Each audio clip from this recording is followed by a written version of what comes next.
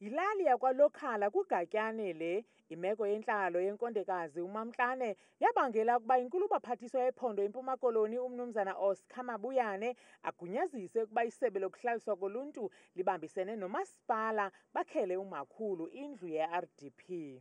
Siyaqinisekisa ukuba lisebe lezozinziso loluntu kwiphondo leMpuma Koloni elakha indlu kamama uMamXane. Imeko yakhe ke ithe yaziswa kuthi inkulu-baphathiswa ephondo uMnumzana Oscar Mabuyane emva kokuba ethe wamenshinwa kwi-social media esaziswa ngemeko kamama.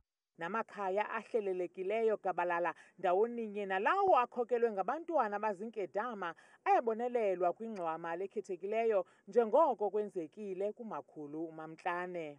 Imeko ke ye-administration yabantu abafanele ukufumana izindlu ihoywe koomasipala. Sithi ke thina sifumane ii-lists koomasipala.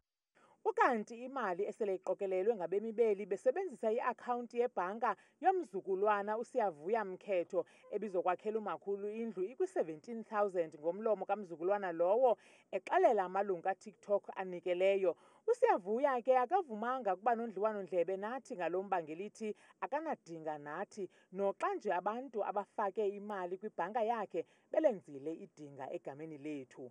Kwiindaba zethu kuChannel 163 oziphathelwe yiNewsroom Africa, ndinguNtsiki Noyiya kuLokhala kuGatyane eMpuma Koloni.